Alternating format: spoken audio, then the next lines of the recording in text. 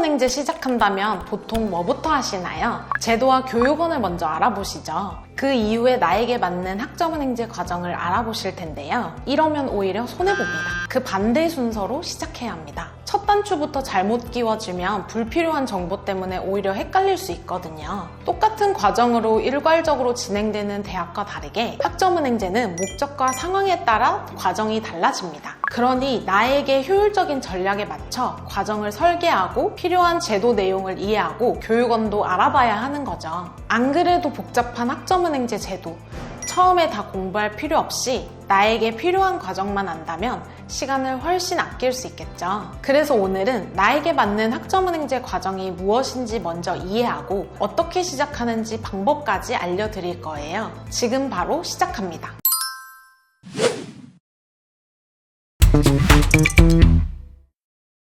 학점은행제는 크게 학위취득 과정과 과목 이수 과정으로 나뉘는데요. 학위취득 목적인 경우 가장 빠르게 학위 취득하려면 전공은 경영으로 선택합니다. 난이도가 다른 전공보다 쉬운 편이고 학점 받을 수 있는 자격증이 많거든요. 8개월 만에 가능합니다. 만약 전적대 학점이 있다면 활용해서 대학 전공을 이어서 진행하는 게 더 빠른 경우도 있습니다. 물론 100% 온라인으로 수강할 수 있는 전공이어야 하고요. 과목 이수 목적인 경우 대학보다 6개월에서 1년 더 빠르게 필수 과목들을 이수하고 학점 딸 수 있습니다. 예를 들어 사회복지사 2급 자격증은 국법 적용자라면 이수해야 하는 과목 수가 줄어드는데요. 2020년 이전에 필수 과목 중 한 과목이라도 이미 이수하셨다면 국법 적용자가 됩니다.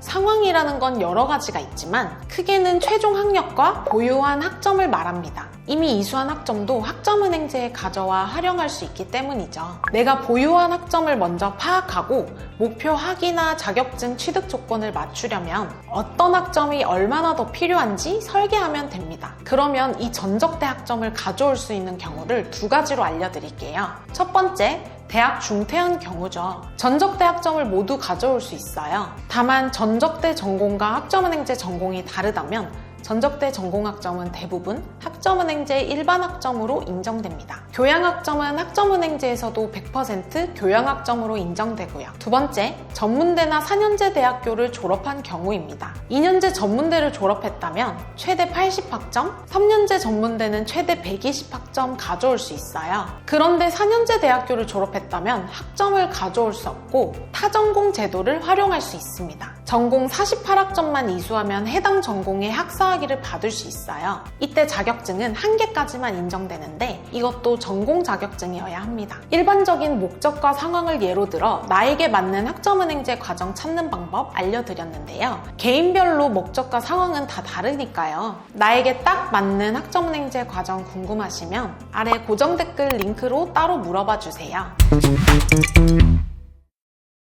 이제 본격적으로 학점을 만들어 볼까요? 학점은행제는 온라인 수업, 자격증, 독학사, 크게 3가지 방법으로 학점을 취득할 수 있습니다. 먼저 온라인 수업, 학점은행제 시작할 때 처음부터 막히는 부분이 학점은행제를 어디서 시작하냐는 거예요. 학점은행제 제도 자체는 국가평생교육진흥원에서 운영하지만 학점 취득을 위한 수업은 교육원에서 신청하고 수강합니다. 이 교육원은 학원 같은 개념이라 찾아보면 굉장히 많이 있는데요. 수료 난이도, 수강료도 다 천차만별입니다. 온라인 수업은 한 학기에 최대 8과목, 1년 최대 14과목 수강하고 등록할 수 있습니다. 연간 이수 제한이 있기 때문인데요. 더 많은 과목 수강하는 건 상관없지만 학점 인정은 1년 최대 14과목만 할 수 있는 거죠. 다음으로 자격증. 모든 자격증으로 학점 받는 건 아니고요. 전공별로 학점 인정되는 자격증이 정해져 있어요. 전문학사는 2개, 학사는 3개로 각각 인정받을 수 있는 자격증 개수도 정해져 있고요.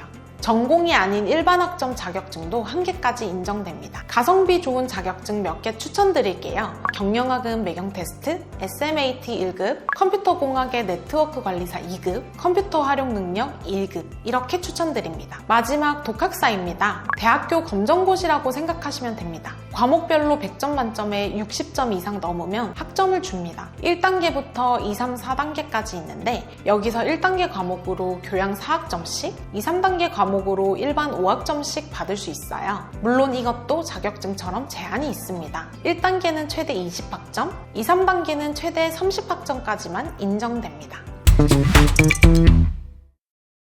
학점은행제 수업은 교육원에서 듣고 제도는 국가평생교육진흥원에서 운영한다고 했죠. 처음 학점은행제 알아볼 때 봤던 평진원 홈페이지는 학점은행제 행정 절차를 진행하는 곳이에요. 앞서 알려드린 방법대로 학점을 취득해도 행정 절차를 거치지 않으면 학위가 안 나옵니다. 공식적으로 학점 인정받지 않았으니까요. 학점 취득만큼 중요한 행정 절차, 학습자 등록, 학점 인정 신청, 학위 신청 딱 3가지만 하시면 되는데요. 첫 번째, 학습자 등록. 말 그대로 학점은행제 학습자로 등록하는 절차입니다. 딱 한 번만 진행하면 되고요. 매년 1, 4, 7, 10월에만 할 수 있어요. 두 번째, 학점 인정 신청. 내가 취득한 학점을 공식적으로 인정받는 절차입니다. 마찬가지로 매년 1, 4, 7, 10월에 할 수 있고요. 학점 취득할 때마다 해도 되고 또는 모든 학점을 다 취득한 후 한 번에 해도 상관없습니다. 다만 전적대 학점은 처리 기간이 한두 달로 오래 걸리기 때문에 학점은행제 시작하고 바로 신청하는 게 좋습니다. 마지막 학위 신청. 조건에 맞춰 학점을 취득하고 드디어 목표했던 학위를 신청하는 절차입니다. 매년 2번 신청할 수 있는데요. 12월 15일에서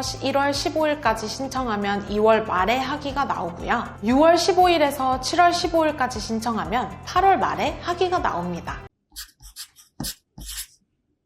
나에게 맞는 학점은행제 과정이 무엇인지 먼저 이해하고 어떻게 시작하는지 방법까지 알려드렸는데요. 만약 이 영상을 다 보고도 나에게 딱 맞는 학점은행제 과정을 모르겠다면 아래 고정 댓글 링크 통해 물어봐 주세요. 학점은행제 관련 궁금한 점도 물어보셔도 좋고요. 이상 가시TV 안수빈 멘토였습니다. 시청해주셔서 감사합니다. 더 궁금하신 점이 있거나 영상에 나온 선생님과 상담을 원하시면 PC는 제목 아래에 있는 더보기란을 클릭, 상단에 있는 상담 링크를 클릭하셔서 문의를 남겨주시면 됩니다. 모바일은 화면 아래에 있는 더보기란을 터치, 상담 링크를 확인해보세요. 카카오톡 상담은 댓글에 있는 링크를 클릭하셔서 궁금하신 내용 남겨주시면 빠르게 답변 도와드리겠습니다.